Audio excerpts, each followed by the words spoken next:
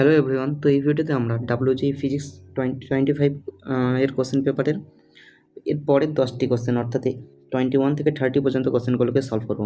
তো প্রথমে যে কোশ্চেনটি রয়েছে সেটা বলা হয়েছে two charges plus Q and minus Q are placed at points A and B respectively which are at a distance 2L apart. C is the midpoint of A and B. The work done in moving a charge plus Q along the semicircle CSD W1 and along the line CBD W2R. এখন আমাদেরকে জানতে হবে যে যে electric ফিল্ডের যে ওয়ার্কডানটা হয় সেটা হয় কনজারভেটিভ। সেটা পাথের উপর ডিপেন্ড করে না, আমি যেই রাস্তা দিয়ে নিয়ে যাই না কেন সেখানে টোটাল ওয়ার্কডানটা সেম হবে। যার জন্য এখানে এই পাথ দিয়ে নিয়ে যাওয়া হোক আর এই পাথ দিয়ে নিয়ে যাওয়া হোক ওয়ার্কডানটা সেম হতে হবে। সুতরাং এখানে যেগুলো আলাদা আলাদা অপশন রয়েছে তার প্রথমে ক্যান্সেল হয়ে যাবে, এ আর বি এই দুটোর মধ্যে একটি অপশন হবে। এখন সেটা আমরা দেখে নেব। প্রথমে আমরা যখন সি পয়েন্টের পোটেনশিয়াল বার করবো তখন দেখবো যে সেটা প্লাস কিউ এবং মাইনাস কিউ দুটো চার্জ থেকেই এল ডিস্টেন্সে রয়েছে, তাই সি পয়েন্টের পোটেনশিয়ালটা 0 হবে। এরপর ডি পয়েন্টের আমরা পোটেনশিয়াল বার করবো। ডি পয়েন্টের পোটেনশিয়াল বার করতে গেলে আমাদের বার করতে হবে কে কিউ বাই, যেহেতু এটা প্লাস কিউ থেকে 3L ডিস্টেন্সে রয়েছে তাই k q by 3L minus k q by L, যেহেতু এটা মাইনাস কিউ থেকে এল ডিস্টেন্সে রয়েছে। এখান থেকে পাবো minus 2 K q by 3L। এখন যে কে এর যে ভ্যালু 1/4 পাই এপসাইলন নট সেটা বসিয়ে দিলে q by 6 pi epsilon naught L পেয়ে যাব। এখন এটার সঙ্গে ক্যাপিটাল কিউ মাল্টিপ্লাই করে দিলেই আমরা সেখান থেকে যে ওয়ার্কডান সেটা পেয়ে যাব। সুতরাং এখানে এই অপশানটি সঠিক উত্তর হবে। চলে যাব পরের প্রশ্নে। এখানে একটি লজিক গেট দিয়ে বলা হয়েছে যে এটি পুরোটা মিলে কোন ইকুইভ্যালেন্ট লজিক গেটের সঙ্গে সমান। ঠিক আছে, এখন যদি আমি দুটোতেই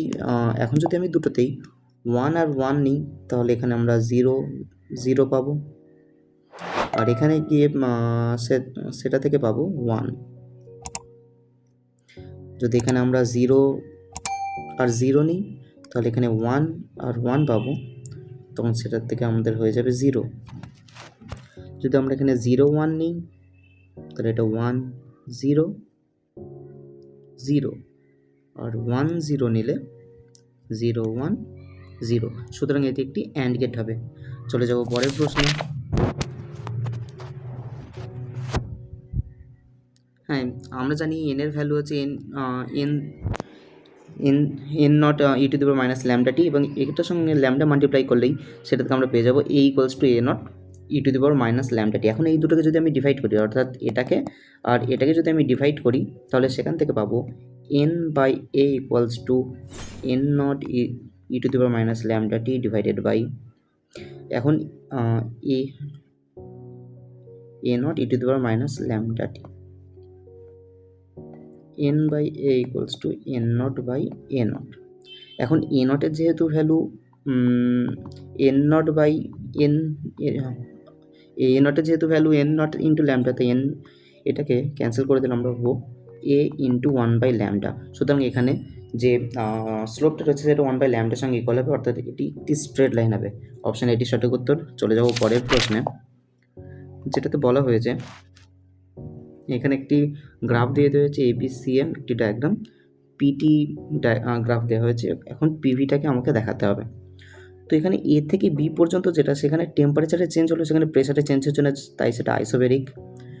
তারপরে বি থেকে সি, সেখানে টেম্পারেচারে চেঞ্জ হচ্ছে না বাট প্রেশার ডিক্রিজ হচ্ছে, এই জায়গাটাতে প্রেশার ডিক্রিজ হচ্ছে। সুতরাং এই জায়গাটাতে ভলিউমটাকে ইনক্রিজ হতে হবে।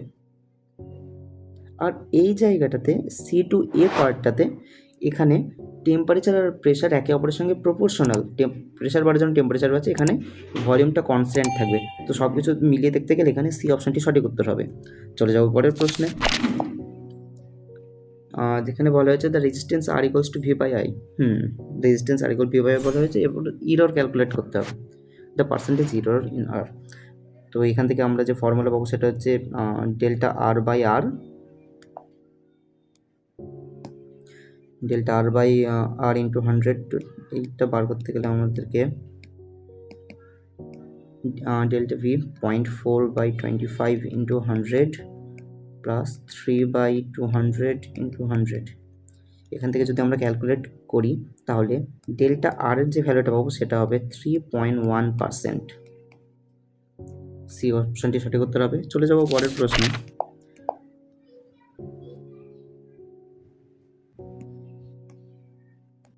এখানে বলা হয়েছে particle of charge Q and mass M moves in a circular orbit of radius R with the angular speed omega the ratio of the magnitude of its magnetic moment to that of its angular moment depends on.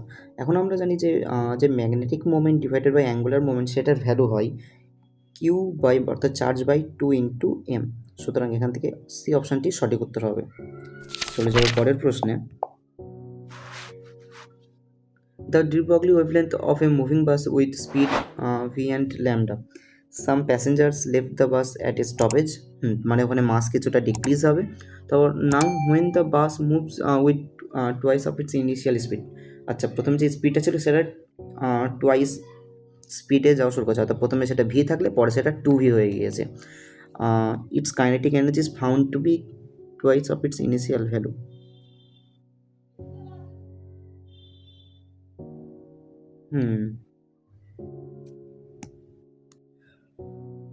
যদি আমরা জানি kinetic energy equals to half M V square, তো এখানে V এর value যদি twice হয়ে যায় তাহলে টোটাল কাইনেটিক এনার্জিটা 4 টাইমস হয়ে যাওয়ার কথা, কিন্তু কাইনেটিক এনার্জি 2 টাইমস হচ্ছে কারণ যে মাসটা লস হয়েছে সেই মাসটা নিশ্চয়ই m/2 হয়ে গেছে, অর্থাৎ মাসটা অর্ধেক হয়ে গিয়েছে।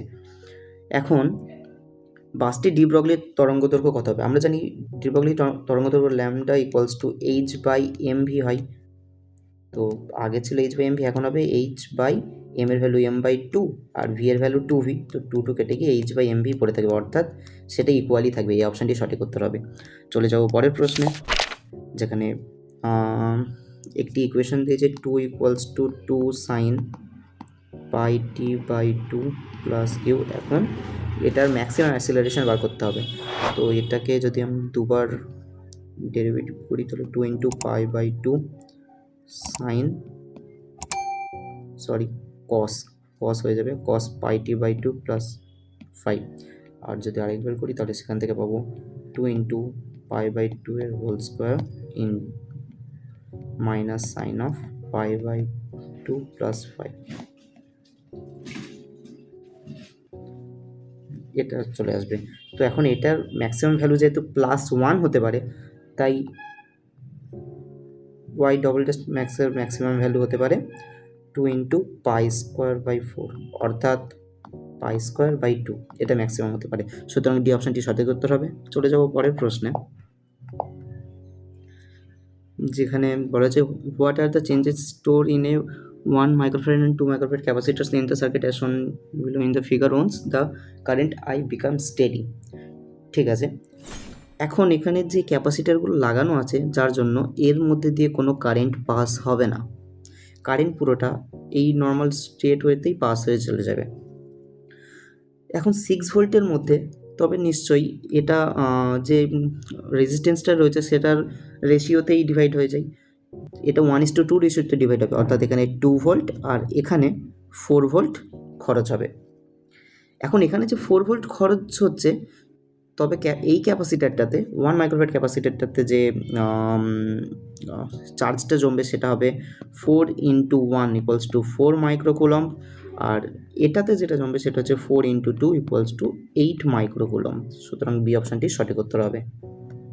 চলে যাব পরের প্রশ্নে। The 3 liquids are filled in a U-tube as shown in figure. Their densities are rho 1, rho 2 and rho 3 respectively. From the figure we may conclude that। ঠিক আছে, তো এটার উপরে ঠিক আছে, তো এখন rho 1 into G into H plus এটার হচ্ছে rho 3 into G into H by 2 equals to কিসের সঙ্গে ইকুয়াল হবে? এটার সঙ্গে rho 2 into H into G. এখন 3টে থেকে এই জিটাকে ক্যান্সেল করে দেবো, এইচটাকে ক্যান্সেল করে দেবো, তাহলে পড়ে থাকবে rho 1 plus rho 3/2 equals to rho 2। সুতরাং এখান থেকে পাবো rho 3/2 equals to rho 1 minus rho 2, rho 2 minus rho 1। সুতরাং রো 3 থেকে পাবো 2 ইন্টু রো 2 মাইনাস রো 1। সুতরাং সি অপশানটি সঠিক উত্তর হবে। Thank you.